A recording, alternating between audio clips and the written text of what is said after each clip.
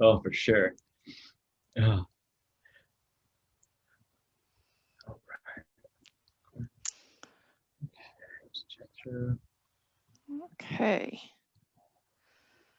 It looks like we have attendees coming in. Welcome. Welcome to the keynote address. I am Cynthia Ross. You've all received many, many emails from me.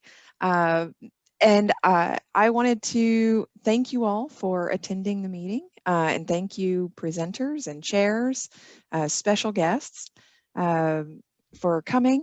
I want to introduce Dr. Ray Green.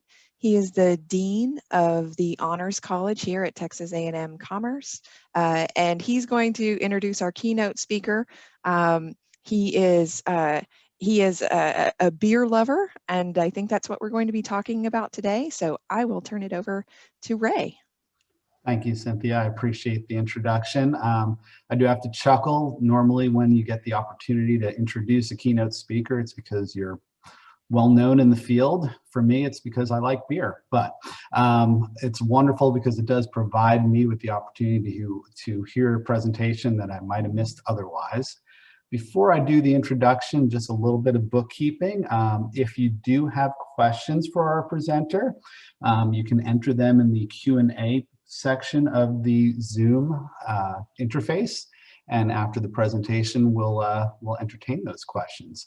But let me introduce Malcolm F. Purinton, who's part of the affiliated faculty at Emerson College in Boston, where he teaches contemporary world history and holds a PhD degree from Northeastern University. He's been teaching world and European history at several Boston area schools while actively participating in the local craft beer scene as the Boston columnist for the Northeast regional periodical, Yankee Brew News. He specializes in the history of food and beer in the modern era through international and imperial connections. He recently contributed a chapter on the history of European beer in 19th century South Africa in Alcohol Flows Across Cultures, Drinking Cultures in Transnational and Comparative Perspective. His current project is a manuscript examining the development and spread of European beer styles across the world through trade and empire. Being a true scholar, he doesn't just study beer, he brews his own, having been an active homebrewer for over 20 years now. Unfortunately, he won't be sharing any of his homebrew today, but he will share his knowledge on consumption and identity in the imperial world. Let's have a warm welcome for Malcolm Purinton. Thank you very much, Dr. Green.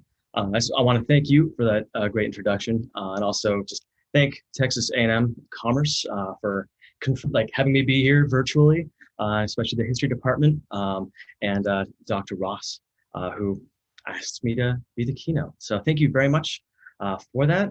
I'll share my screen here. And okay. So I titled my talk today, Sipping on Culture. So consumption and identity in the imperial world. It's something that I've been working on throughout graduate school and since over the past several years. And we're gonna be looking at beer and empire. I'd like to start with the quote that really kind of got me thinking at the beginning of this. From Eric Foam. So we live in a world of things, and our only connection with them is that we know how to manipulate or consume them. Now, I do agree that we live in a world of things and that we do spend most of our time manipulating, consuming them. But I have to disagree that that's all that we do. Our connection with things, especially things that we actively consume literally within our body, adds a whole lot more to there we go. To the broader idea of kind of how we're connected to commodities, to consumption. And, when we look at, for instance, the history of empire and imperialism, we can, using food, using beer, alcohol, things that we consume of that nature, it adds a whole new level. Looking more kind of back at kind of the historiography of looking at empire. Looking at the British Empire, French Empire, German Empire, it really kind of began with more looking at the metropole. So looking at the imperial power itself and how the power was expanded across the globe to the colonies. Now, eventually, this kind of evolved into looking at the colonies. Seeing the colonies, like the history within the colony, whether that be South Africa or Kenya, India, or Mali, or so forth. And eventually, this kind of historiography changes to look at them in concert, which was a very key piece of kind of recognizing the influence of empire on relationships, on national relationships, and colonization and decolonization. But what I feel is that this is also not really contributing to the entire picture of how we should be looking at, well, the long 19th century and the eras of high imperialism. So looking at during World History Association, world historical approach is a way that we can kind of expand upon these focuses on finite empires. So looking at food, including beer, allows for us to see really traceable markers of globalization throughout the 19th century. This, leaving out the other empires when we look at imperialism really leaves out so much more of the story.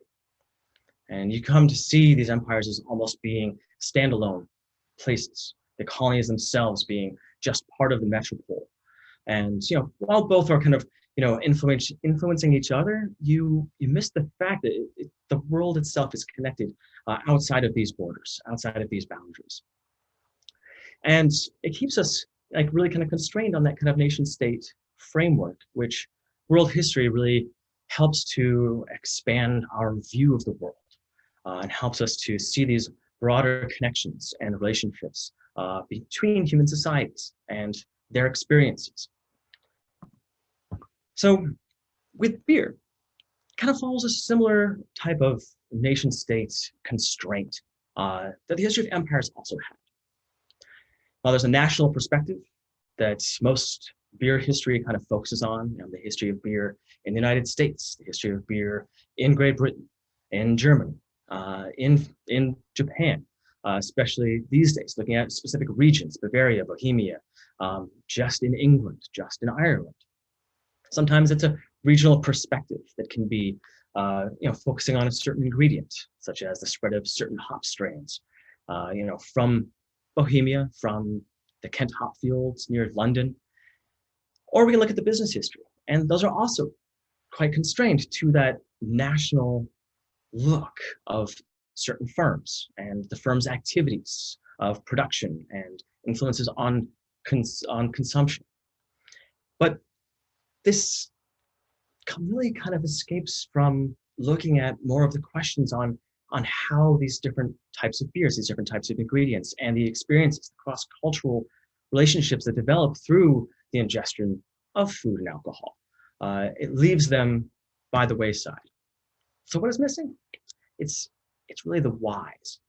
It's the explanation for why certain types of beer, certain types of ingredients, certain types of food more broadly come to be in different areas of the world from where they originated. It doesn't really help explain the beer styles that dominate the world today. I mean, there are countless articles about the history of the India Pale Ale, for instance, without understanding why it is called an India Pale Ale. And where did it really come from? Did it come from India? Did it come from Great Britain? And it really kind of bringing this kind of world historical perspective into food and to empire helps look at the cultural and imperial exchanges, the local into the global. A lot of the styles today that are most popular in the craft beer scene are saisons, really originated in southern Belgium, northern France, or we can look at Gose, which is a style that comes from Leipzig, Germany. And what we're able to do through looking at the why these different types of styles spread across the world, we're able to understand more about the influence of taste and the influence of authenticity in identity. So beer, I see, is really a substance that is wrapped in these cross-cultural exchanges that deal with status, with taste, and with authenticity, both within your own personal identity, but also authenticity in what you choose to consume, what you choose to pay money for, and what you choose to share with others. A little bit about how I kind of came to that, kind of going from my early days when I first started kind of experiencing tasting beer, craft beer back in college. I began with my own identity as kind of a beer snob, one that would lead me to be honestly kind of a jerk. I'd be going to parties or hosting a party, and people would offer me a beer that I considered beneath me, and I would refuse. I mean, I'm sure you can kind of understand, what those styles, what those beers might have been, those made by macro breweries, like from Anheuser-Busch, Coors, Miller. And as I started looking into the history of beer, looking at the history, looking through anthropology, sociology, cross-cultural exchanges, cultural history, I come to realize that those moments where I felt offended by what they were offering, it allowed me to realize that what they were offering was not that specific brand of identity. They were offering me that shared experience. Just the same shared experience you would find traveling around the world, hundreds of years in the past, thousands of years in the past, where people would offer you their local drink as a point of sharing, as a point of cultural exchange. And as I came to understand that, I stopped refusing as much and recognized, what we're having is a shared experience. And that, I think, helped lead me towards becoming more of a beer scholar. Now, just to make sure we're all on the same page here on what beer is. Well, there's a number of ingredients. And we've got water, most importantly, grain, malted grain, such as wheat. Barley is the most popular because it's the best for kind of like the sugars that come through. But you can also use rye, sorghum, a number of different types of cereal grains. Hops too, which only really become popular about 1,000 years ago. We're looking at the history of beer being anywhere from really like 7,000 to 13,000 years old. Hops being a relatively recent introduction, but one that is pretty much ubiquitous across the brewing world today. And the most important one, yeast, because we couldn't have the ethyl alcohol without this single-celled organism that is honestly rather a magical organism that converts all the sugars from the grain into the ethyl alcohol and carbon dioxide. This is beer, but in order to kind of get to where I'm going to, we need to kind of separate beer into the two major categories that we can. So you can really split all beers into two separate categories, ale or lager. The difference is in the yeast that's being used. Now, ales, the yeast is fermenting at a higher temperature, around 75 degrees Fahrenheit. Different styles that come from this: porter, stouts, pale ales in general, bitters, ESBs. And that higher fermentation means that it's also that higher temperature. It's fermenting also at the very top of the fermentation vessel. And the fermentation for a nice large batch of beer could be, just a week, and you're pretty much all set. Now you have beer. All the sugars have been converted, with ethyl alcohol and carbon dioxide, kind of good to go. And that is the majority of beer that has been produced through the millennia that humans have been producing it, because it's relatively easy. There are yeasts floating around the air, and these would be, easy to fall into sugar water, then convert it into alcohol. Now, lager is relatively recent. That we can draw kind of like the history of lager yeast. Some studies have pointed to, several hundred years ago, coming from South America, but really becomes most popular in the late 18th century and early 19th century. And examples of this include Bock, Helles, Schwarzbiers, and Pilsner, which is kind of that light golden lager that we can see across the world today, and upon which I'm doing my research and writing upon. So lager is much harder to make because you need to have temperature control. It ferments at a lower temperature, so around like 45 to 55 degrees Fahrenheit, and takes much longer.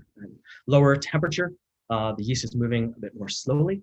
And so it can take anywhere from like 3 to 6 weeks for that lager fermentation to complete. And then you want to age it in ice caves, similar to ones you see right here, for anywhere from 3 to 6 months. Today it can be a lot faster because you have control over mechanized refrigeration. But it's that lagering, basically lager means to store in German, allows for the beer itself to be a lot clearer. Even depending on if it's dark, it still doesn't have as much sediment that, say, an ale could have. Now, alcohol plays a huge role in the history of empire. Now, it was a role of control, one that could break down barriers, but only to break them, build them up later on through legislation and control. Initially there would be, looking at, say, African colonialism, British and French, Portuguese, Spanish, they would exchange alcohol for enslaved people, part of that trade. And eventually, even when the initial high levels of high imperialism come into the fore in the later 19th century, alcohol is a way to exchange. Instead of currency, you can use alcohol. But as the colonial empires became stronger and set themselves up much more within these very separate colonies, they would then lay down legislation controlling who could produce alcohol, those who could produce and consume. And if you were able to get European alcohol, a lot of times that would be illegal if you were a colonized person. And so the important role in this kind of maintenance and expansion of alcohol, it was difficult because both they wanted to control what people were consuming, but also make a lot of money doing so. The revenues through taxation, licenses, tariffs could reach over 75% of the entire revenue for a colony. Even if, say for the French in Western Africa, trying with the mission civilisatrice, try and allow for temperance and push temperance through the colonized population, they were still trying to make enough money from wine imports to support those colonies on their own. Especially in the British Empire too, when each colony was pretty much on its own for its financial independence, taxing all of that alcohol was necessary to maintain the control and the infrastructure within the colonies. Now, as a colonist, in several colonies, but also, say in India, what you'd be drinking, you'd be drinking your national drink if you're drinking the beer of your homeland, of the metropole. Beer being the national drink of England, of the UK, wine being that for France. But German colonies, as they spread also, being able to drink that would be a way of kind of tying yourself to your metropole, to your homeland. It was a way to connect you to the land that you had left and the land that you were trying to create in some ways in the image of the metropole. Whether it was through the language, through education, through a parliamentary system, all of that could be wrapped up in also what you were drinking.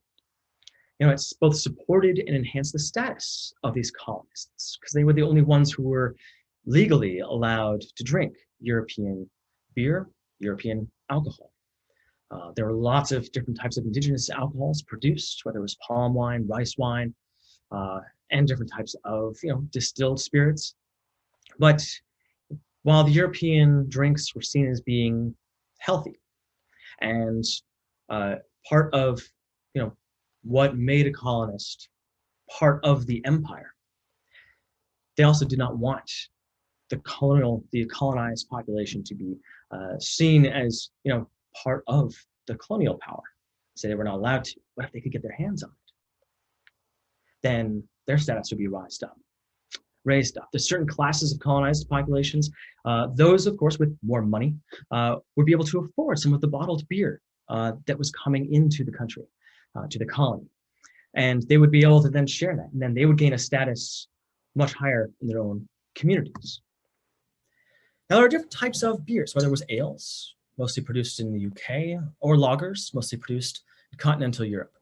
British ales were the top of the world. They were the first, kind of industrial power, of course, and the first industrial beer producers. Through the middle of the 19th century, British beer was the best in the world and produced on quantity that no one else could match. An example of one of the styles that spread across the world became really, tied to the power of the British Empire was Hodgson's Ale of the Bow Brewery in London. It spread in the late 20th, 18th and early 19th century. This is the precursor to what was called an India Pale Ale. But it was the Hodgson's Ale. They wrote songs about the greatness of Hodgson's Ale that were sung in India by the colonizers. But you can also find Hodgson's Ale in the Eastern Mediterranean. You can find it in the Ottoman Empire, spread all over the world, kind of as a, traceable marker of the British Empire throughout the world at that time. And 1885, this wonderful quote: "Nothing more strikingly exemplifies the wide influence of England all over the world than the way in which our national beverage, beer, finds its way to all quarters of the globe. It is the most distinguishing of all our exports. It goes into every part of the world where civilized man has gone." Even at this moment in time, the strength of the British brewing industry was on a decline in terms of exports. This was rather a hopeful quote coming from the Brewers' Journal of Great Britain in 1885. But it's also a moment just as the scramble for Africa was taking place for the European powers, conquering and drawing all of these straight lines that we see across the continent still today.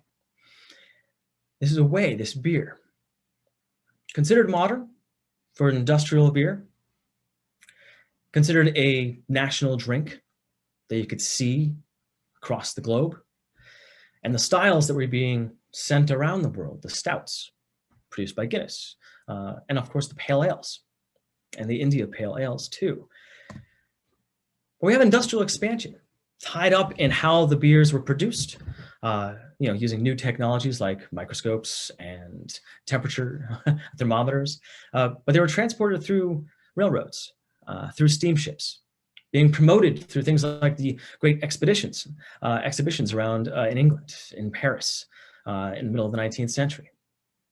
And also the industrial expansion of communication, telegraph, newspapers, industry journals that we see popping up in the late 1860s, 1870s, 1880s.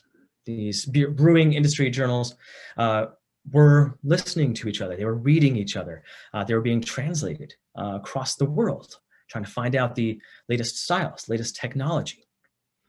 The industrial expansion throughout the late 19th century was one that beer was a part of. The breweries themselves, you could transport your beer, whether it was through railroad or steamships.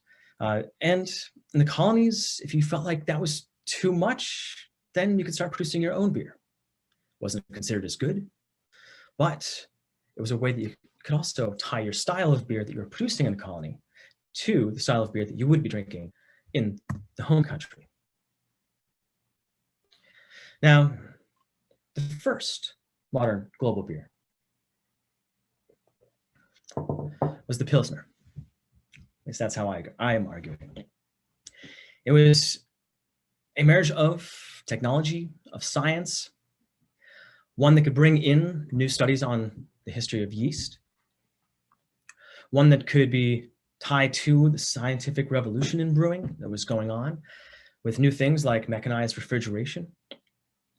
Pilsner itself comes about 1842, very first year, through a marriage of British technology that had actually been stolen in the 1830s by two intrepid brewers by the names of Anton Dreyer and Joseph, skipped his name, Gabriel Sedlmayr Jr., coming from continental Europe, coming from Spaten for Gabriel Sedlmayr and from Vienna for Anton Dreyer, traveling around the world trying to learn the best new techniques and then bring that back to continental Europe. Going to England, which was still considered like the height of brewing technology. But they were able to use their own malting, creating a light golden colored beer, and utilizing new mechanized refrigeration in Spaten and then in Pilsen, The city of Pilsen at that point, part of the Austrian-Hungarian Empire in 1842. And the Pilsner, while it started off rather slow in terms of gaining all of this new knowledge, after 1842, it spread very quickly. By 1848, you had what was called a Pilsner in Prague, even though Pilsner means from Pilsen in German. And suddenly you had Pilsner popping up in Germany itself, known as Pils. And then soon after the 1848 revolutions, you start seeing Pilsner being spread by the German and Czech immigrants going to the United States. And knowledge of this new beer, a light colored beer, lower in alcohol, high in carbonation, very clear.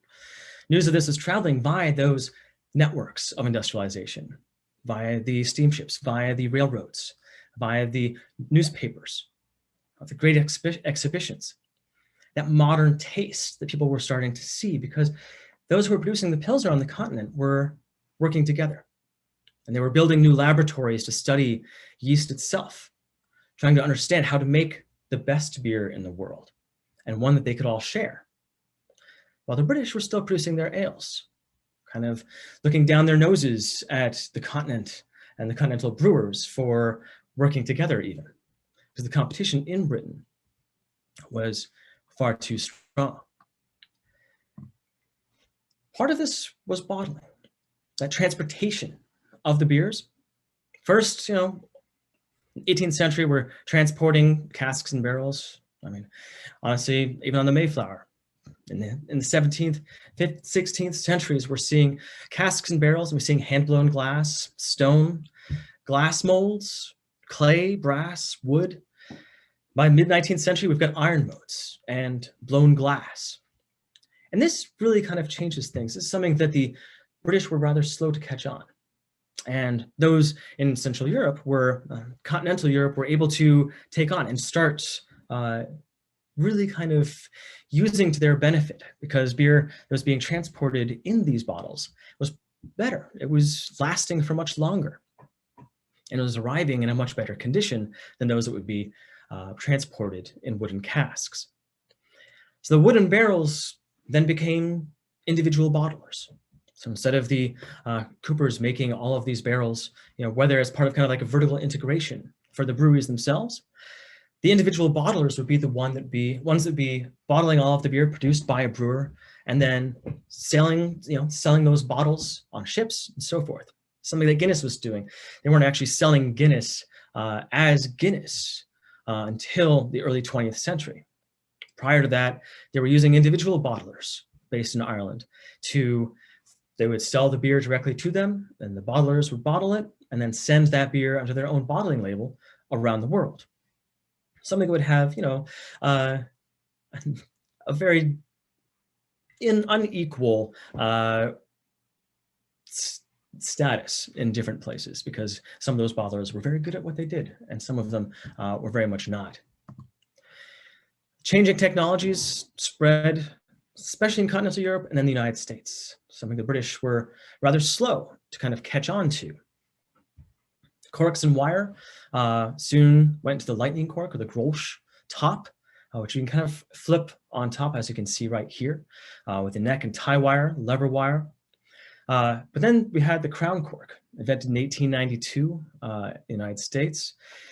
And this is where we have the bottling cap, which not only made it, something that was easier to kind of put on, but allowed for mechanized bottling, new machines that could do the bottling for you. So that would speed up the production and then the distribution and selling of beers for specific breweries. That continental bottle expansion, growth from 1880 onwards in Germany, with a labor force grew by 37.8% between 1882 and 1905. Beer consumption itself grew by 88% between 1880 and 1913. But the consumers were actually mostly the working class. So what's in a beer bottle? Well, a beer bottle for the working class in Germany was wonderful to have at the brewery itself. It was actually the brewery workers who were, the working class, who were drinking most of the beer out of the bottles. they found it a lot easier to drink out of a bottle than it was to carry around a stein all day. And so we see interiors right here of different types of breweries. These bottlers, as you see on the bottom level, it starts catching on in England, but it's still mostly the working class. So the status of a bottle of beer in Europe was one of easy transport, one that was an ease of use during the day for the more blue-collar workers.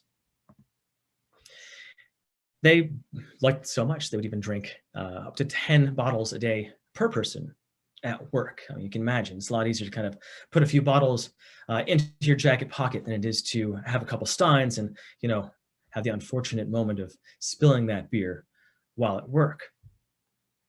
So they preferred the bottles. Now, what about the bottles that transported?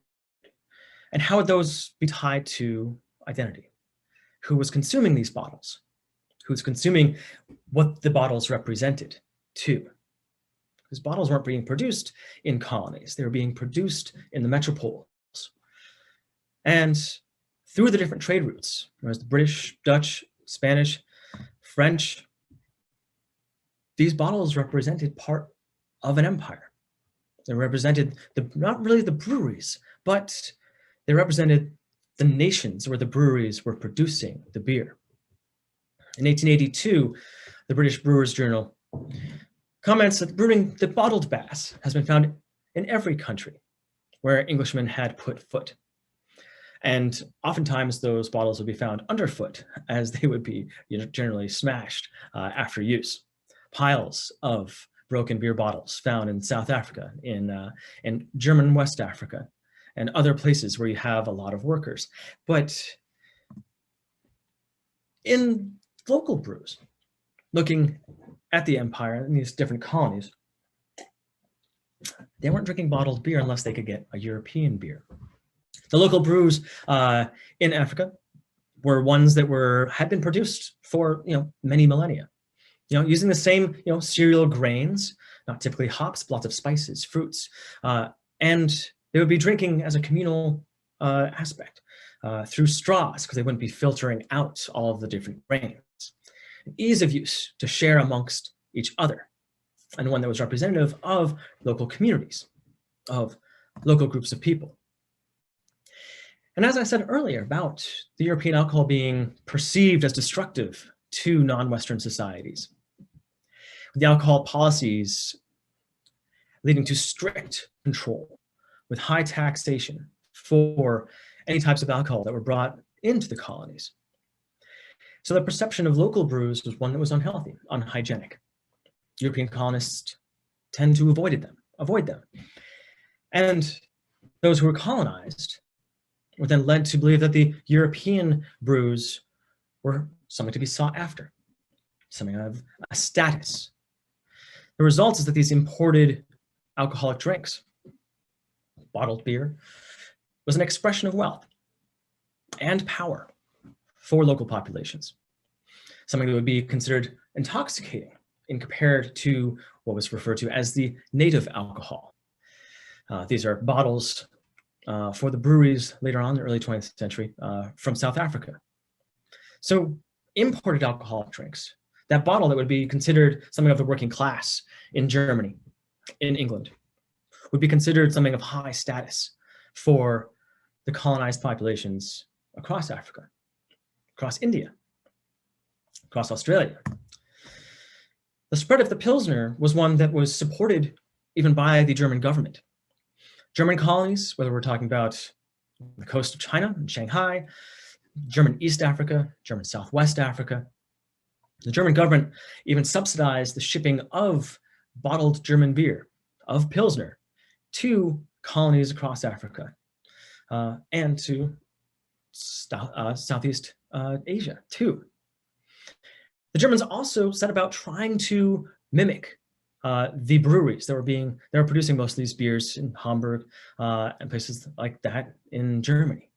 And so these beers, you know, such as Tsingtao in Shanghai, would start producing German-style beers, the Pilsner specifically, these lagers, these light golden lagers. And so that identity would be tied to the metropole, was now one that was also tied to modernity. It's tied to an industrial beer that is being produced with the latest technology, with the latest scientific knowledge, with the latest transportation. In the British colonies, Pilsner also made an inroads because the brewers themselves in England were focused a lot on the domestic markets, and they were slow to catch on to incorporating that new scientific knowledge of brewing. They were slow to adopt the best and most recent technologies of beer bottling. And so the beer would arrive in kind of a rough condition. There would tend to be a lot more sediment because it also had not been lagered in a cave for a very long time, allowing the sediment to settle down before being bottled. It'd be arriving usually rather flat, so not much carbonation. And one of the things that was also tied to the British ales was the strength. Even with the lower alcohol pale ales, known as running ales, they would be still several percent stronger than the lower ABVs, alcohol by volume, of the Pilsners coming from continental Germany. So South Africa slowly adopts the Pilsner, but it's only through the migration of Central European populations, mining gold, the Transvaal. In India, you start seeing Pilsner coming about both from Germany, but also from Japan that started producing German-style Pilsners too. And you see an identity shift. There's something that is rather interesting because while most colonists saw themselves as almost kind of hyper-nationalist, you leave your country, you leave the metropole, but you still consider yourself English. But you start seeing them drinking not their own national drink, but a drink that starts representing something newer, something that's even more modern than those British ales, and ties them more closely to the connections with modernity. And Japan is such an interesting case study because they didn't have local production of beer. In the late 19th century, there's even a great quote where they reference tasting, local Japanese population referencing, calling the local beers that were being, brought in by the English, by the Dutch, by the Germans, by the Americans, as horse piss wine. But then, as the ports start kind of bleeding out some of the beer that is coming in through all of these traders, the Japanese government recognizes that they need to start producing their own beer. What they choose is that their national beer is going to be the most modern beer that they think of. And it's going to be a German-style beer. It's going to be the Pilsner. And they're going to bring in German brewers. They're going to import all of the German malt and all of the German hops and try and make their water as close to German water levels, different pH and so forth, so they can be producing exact replicas of German-style Pilsners. They do such a good job that it really impacts the English market for beer in India. So Pilsner is reaching out beyond that colonial identity, beyond that specific imperial national identity. We start seeing this one style becoming tied to modernity, tied to technology, tied to industrialization, tied to science. And with food and alcohol, some takeaways that I want to bring through this research is that these commodities we consume, a world of things, are special more so than commodities such as what we wear, more so than the commodities that we buy for for cooking, to hang on our walls, put on our shelves, our furniture. The food that we actually literally ingest, that we consume into our bodies, are part of our identities in a much closer way than these other types of commodities that we consume. So with Fromm's quote about how, we can, all we do is manipulate and consume this world of things, I say he's missing a lot more of the types of things that we actually consume. Looking at food, looking at beer, These are things that we can use as a lens and as a traceable marker, again, to see the overlapping empires, the overlapping cross-cultural exchanges, both between colonizer and colonized, but the different colonizers and the different groups of colonized and their relationships through the era of empire, the era of high imperialism. That is also an era of the expansion of globalization, also an era that is one that ties people more closely together, the shrinking of the world through the telegraph, through ships, through time. And we see that when we consume things like beer, it's both part of our identities as individuals, as our identity as certain groups drinking a certain type of beer, as parts of a nation, part of an empire, part of a global subculture today. Beer geeks, perhaps. And through this, we can build this traceable historical narrative of global consumption. Also have a fair bit of fun while we do so. Thank you very much, and cheers.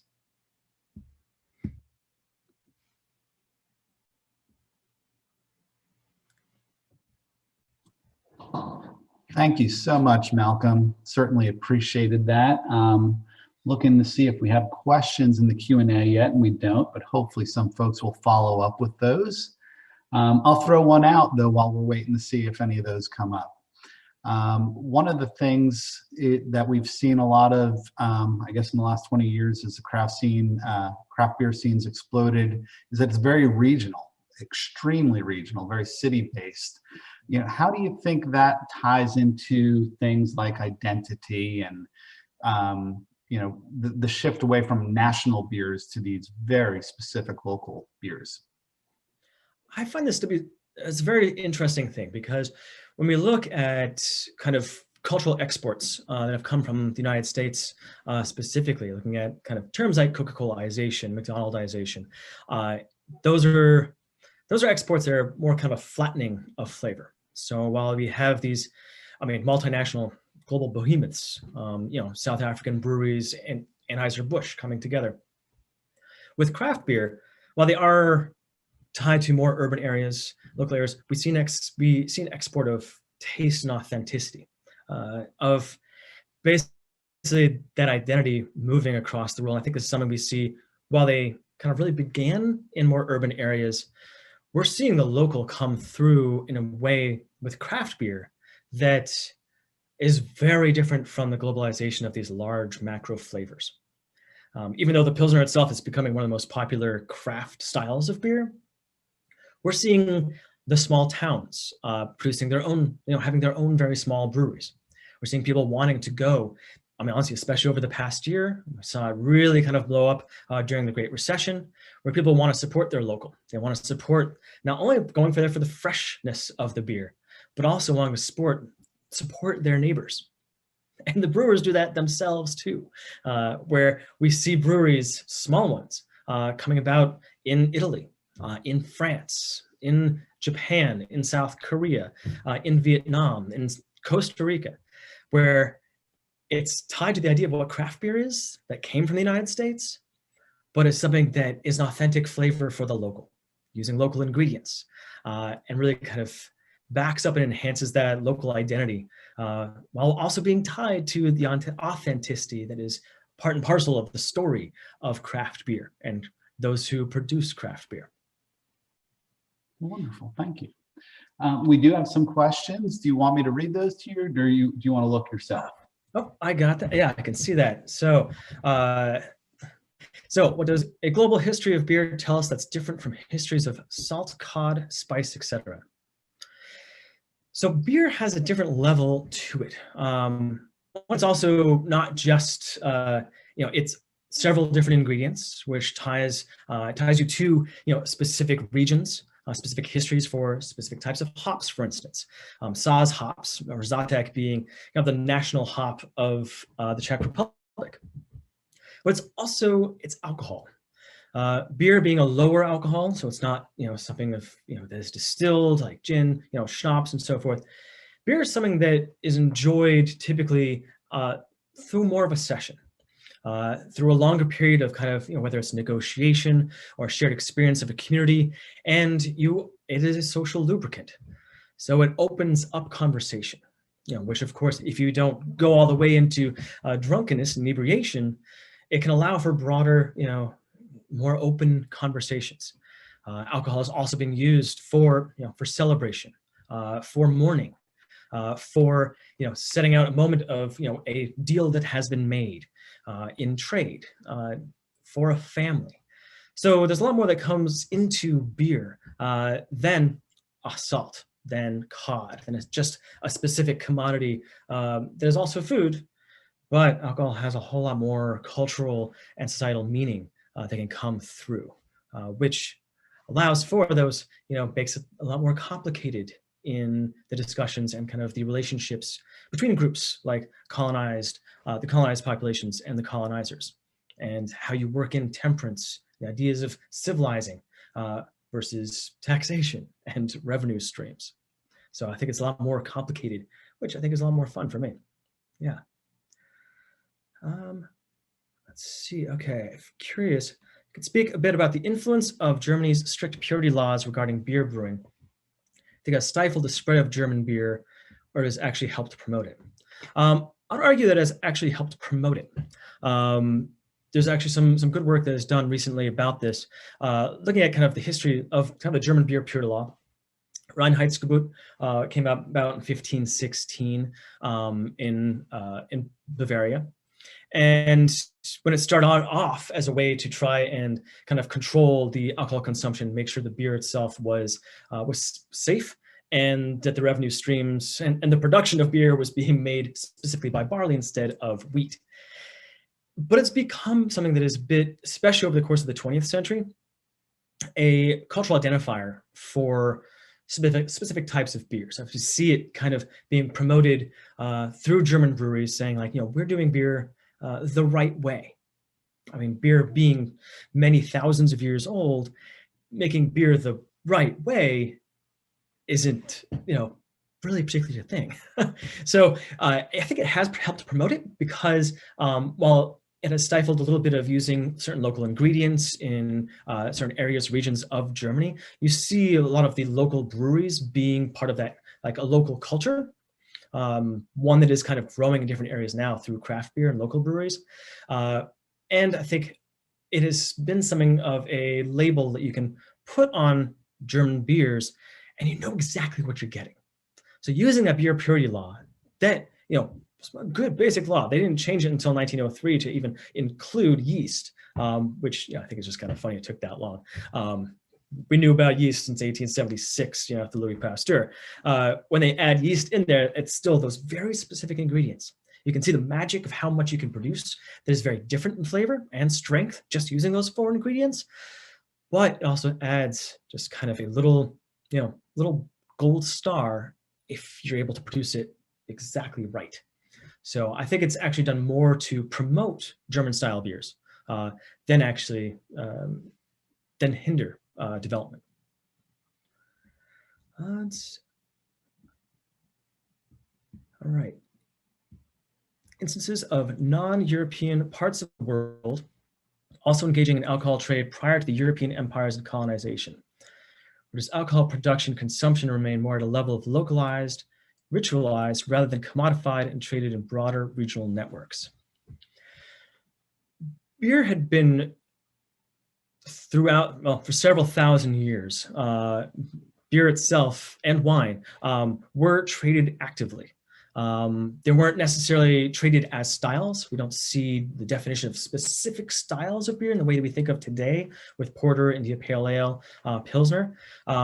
But I mean, for instance, the ancient Egyptians had 36 varieties of beer, a specific type of beer for celebration, for mourning, for different times of the day. It was even used as currency to pay the enslaved workers building the pyramids. But you also see large ancient breweries producing, tens of, thousands of barrels of beer, a lot more than the local population could be producing. That was incorporated into the trade of the Mediterranean Sea. Wine too, transported many, like thousands of miles across Europe, to Rome, out of Rome, ancient Greece especially.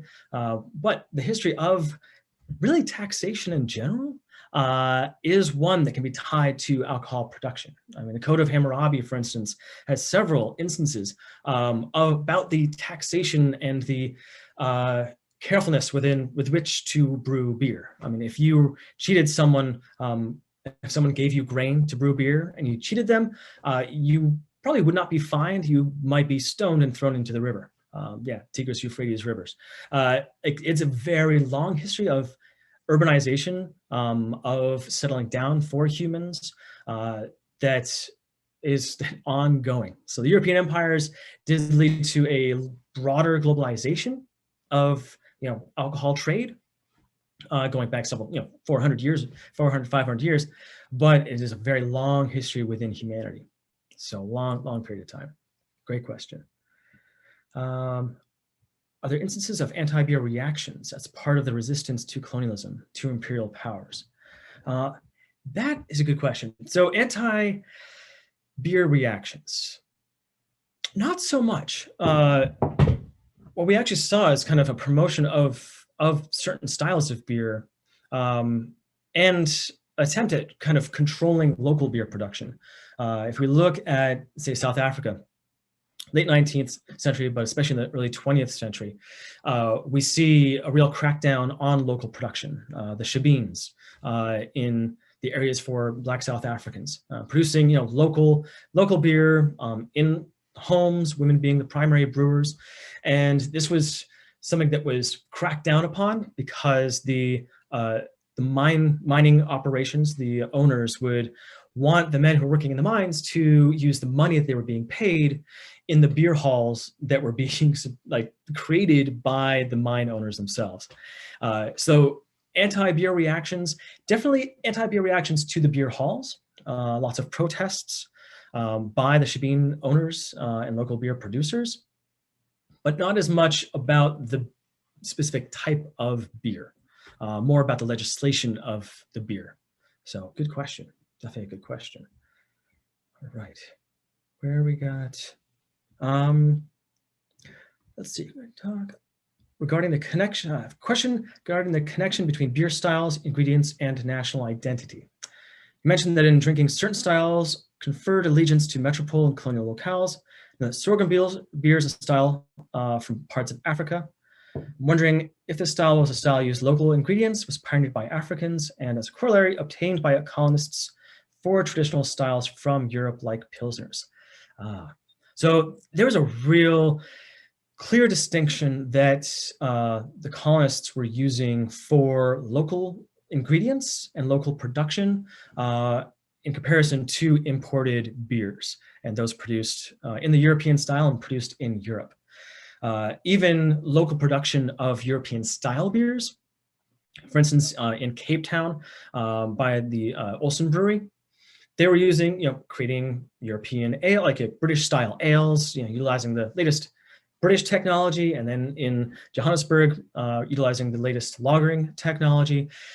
These were still beers that were not being produced for the local population, the indigenous population at all, because it was considered to be more dangerous, more hygienic for the colonists, but they weren't focused as much on the hygienic properties of local types of beer. So sorghum beers, palm wine, local ingredients, not incorporated into the European brewers' use. They would generally try and import as much European or American grain as possible for the malt, and as well as hops.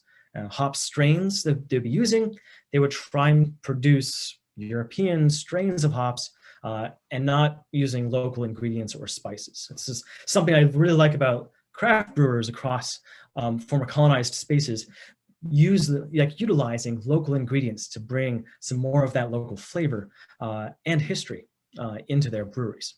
So very good question.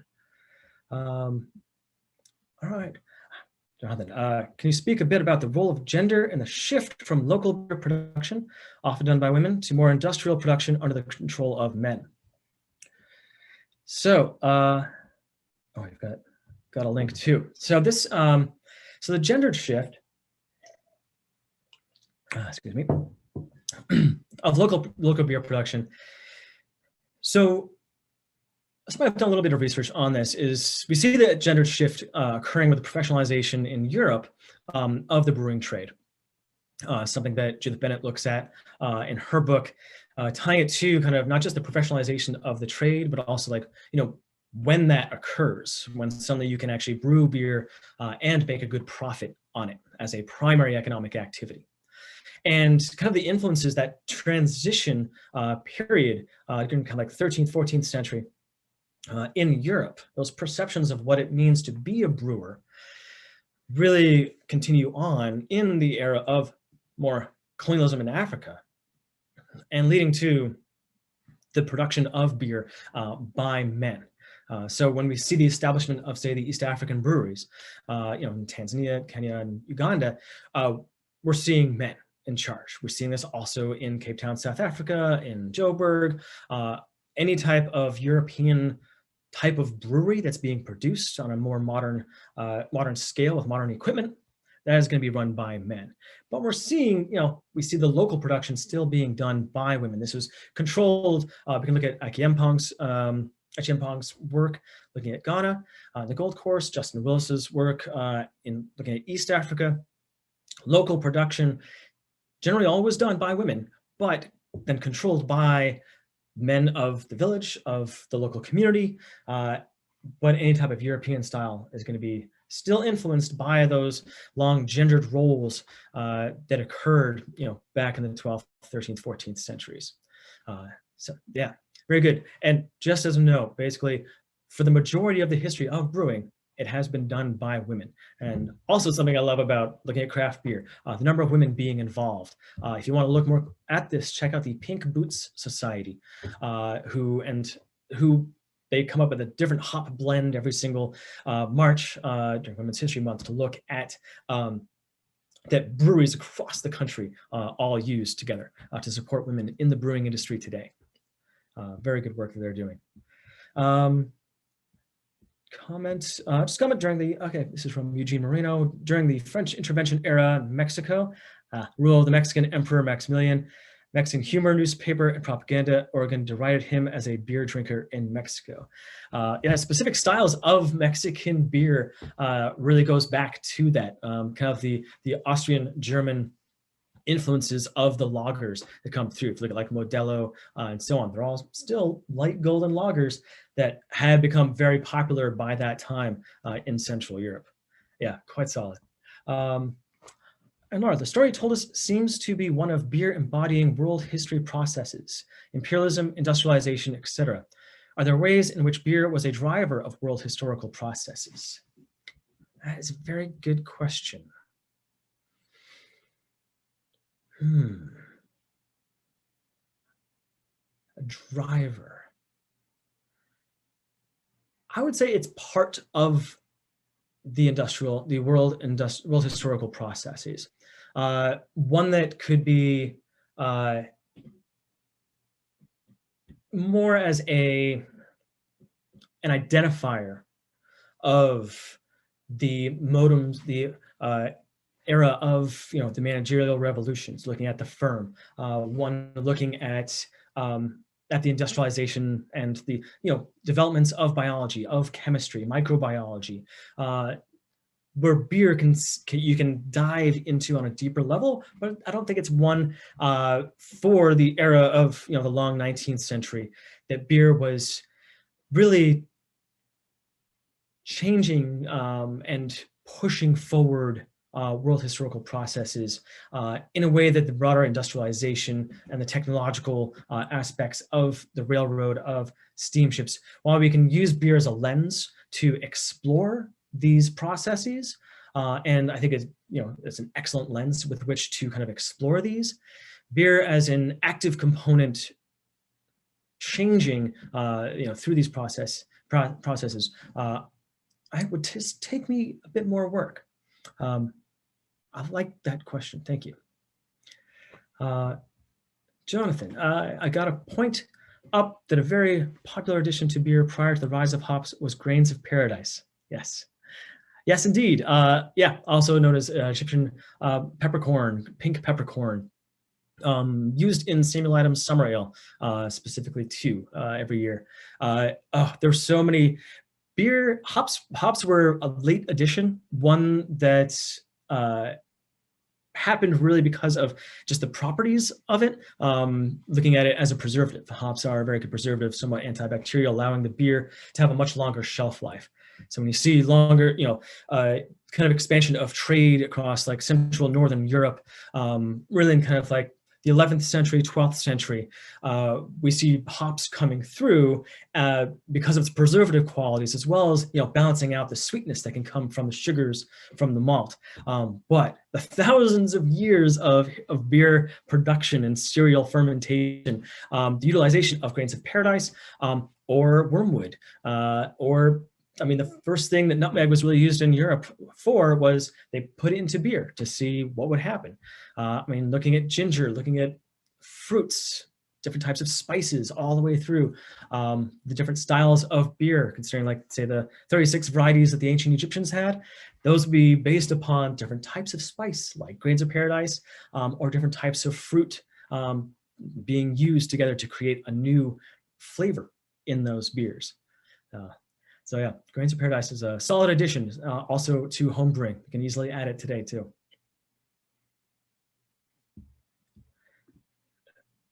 Chat. Okay, yep. Cool. Are there any other questions? Happy to expand upon.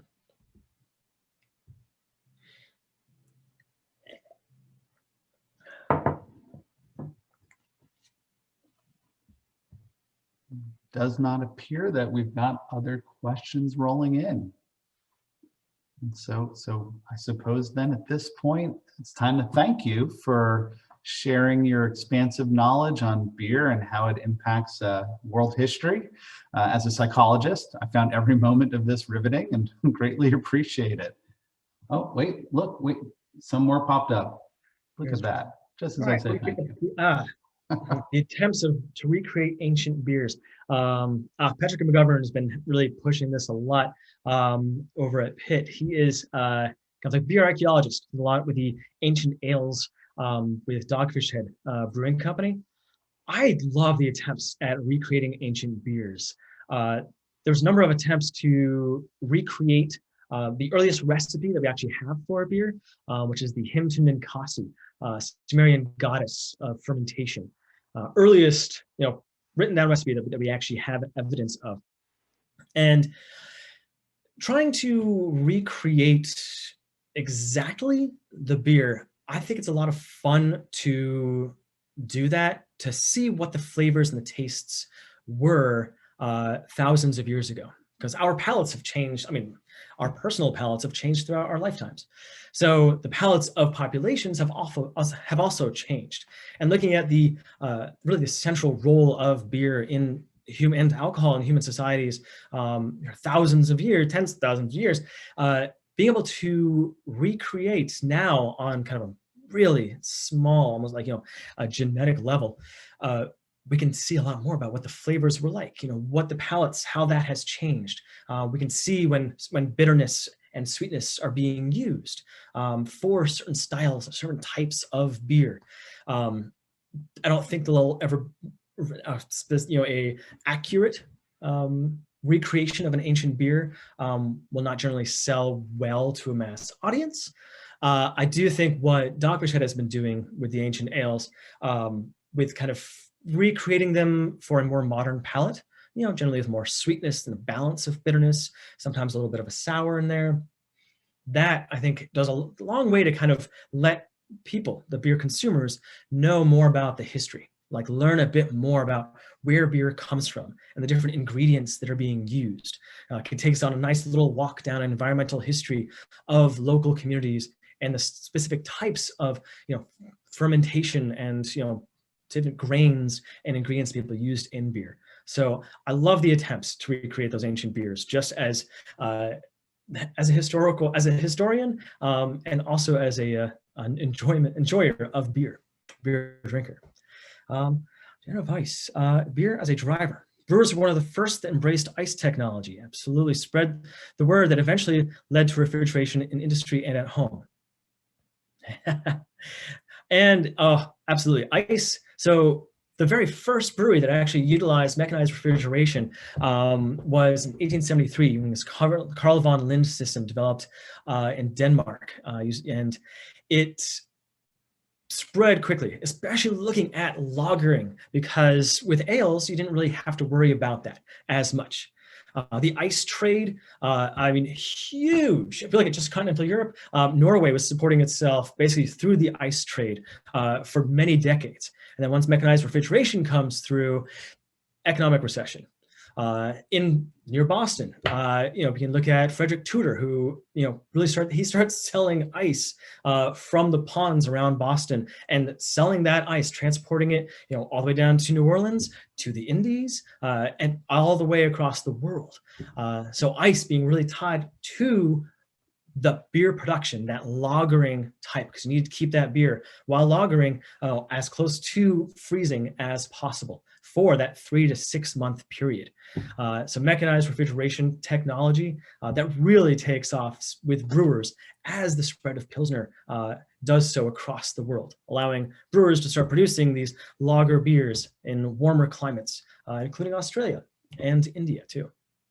Yeah, great question. Great point.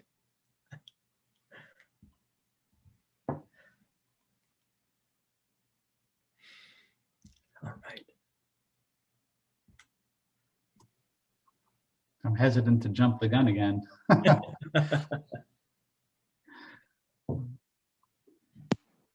Malcolm, I had a question. I was unable to get it into the Q&A here. Can you talk about the introduction of hops in sort of an environmental sense? How the different places it's spread. Anything you can say about origins that you haven't already covered? Yeah, absolutely. I mean, hops have been was known as more of a medicinal plant through like ancient Greece, ancient Rome. I mean, Pliny the Younger writes about it. This is why one of the most popular double IPAs in the world is Pliny the Younger, produced by Russian River Brewing Company in Northern California. Hops had already been known as kind of a preservative, as a bittering agent, but it wasn't until we have, I think, a first reference to a hop garden next to a brewery is in Central Europe in 763, and it's a slow growth to making it a specific part of beer. I don't know if anyone here remembers their first sip of beer, and you're kind of going like, I hear this is worth it. This isn't quite my palate. It's not soda.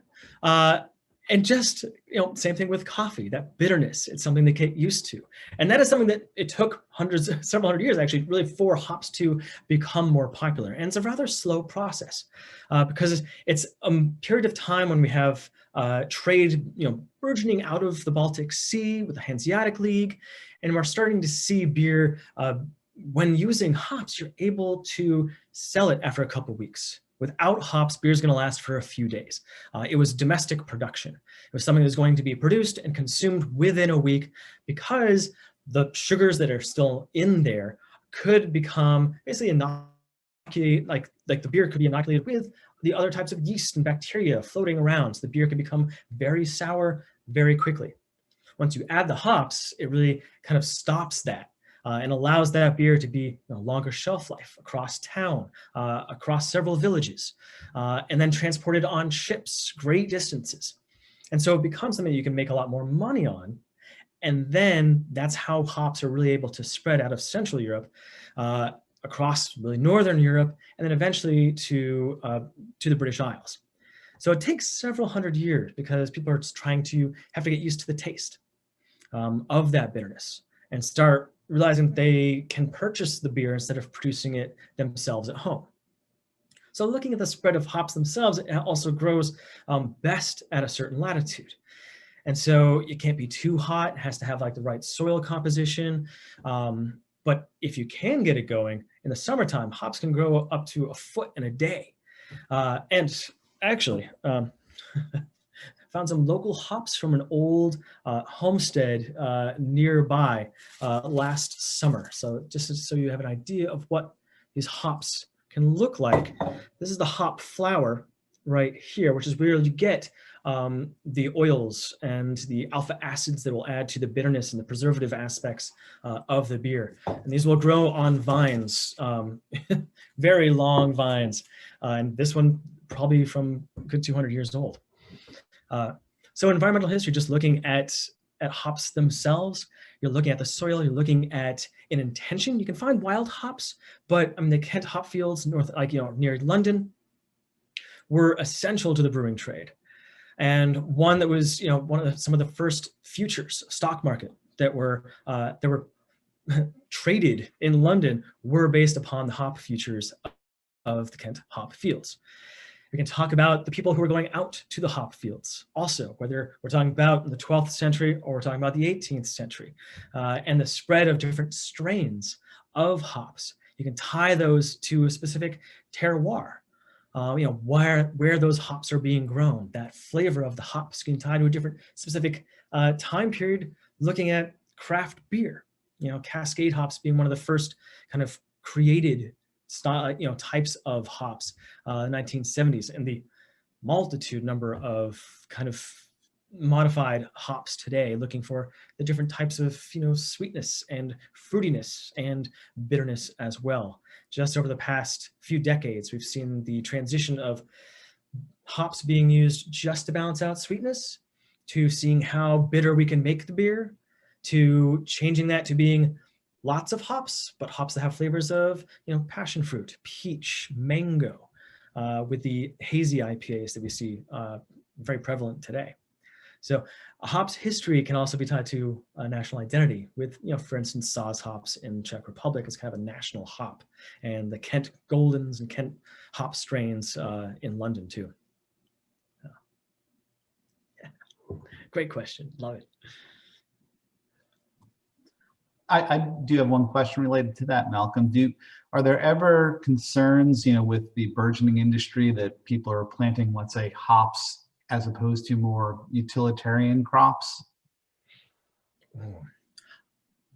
I don't think so, because especially, as I talk about with kind of like the focus on the local, really comes out of like the Great Recession. The local breweries, this new wave of craft beer. We're seeing local hop farms sprouting up across New England, which used to be a center for hop production during the kind of like later colonial era of the American colonies in the early 19th century. And I think it's something that, these hop farms are, especially in areas, kind of like New England, they're doing quite well. I'm thinking about 4-Star Farms in Massachusetts, because they work collaboratively with local breweries, with a growing group of local maltsters, growing their own grains, heirloom grains, malting corn, like heirloom types of maize for those beers, because the beer itself is not going to be produced on a very large scale. They're producing on a smaller scale for a smaller population. They're not looking at becoming the next, let's say, Sierra Nevada, which is a very large craft, independently owned brewery, but people are looking at becoming the local, kind of like the local pub. When you look at pub history in England and the local spot for people to go to, now it's going to be the tap room. It's going to be producing the beer for the neighborhood, for the town, for the region, for the beer tourists that are driving through, flying through. And so I think the hops, like local hop production, we're going to start seeing a lot more discussion about the terroir of the beer, just as we see with wine production too. Having that super hyper local beer is going to be something that tastes like the local and makes it more authentic. Thank you. Hey, my pleasure. Do you have any closing comments before we log off, I suppose? I just want to thank you again for having me here virtually, for allowing me to be a part of this conference. It's been quite a year, and it's been really wonderful to be able to talk with other scholars about my work and Yeah, hope to see you all in person next time. Thank you.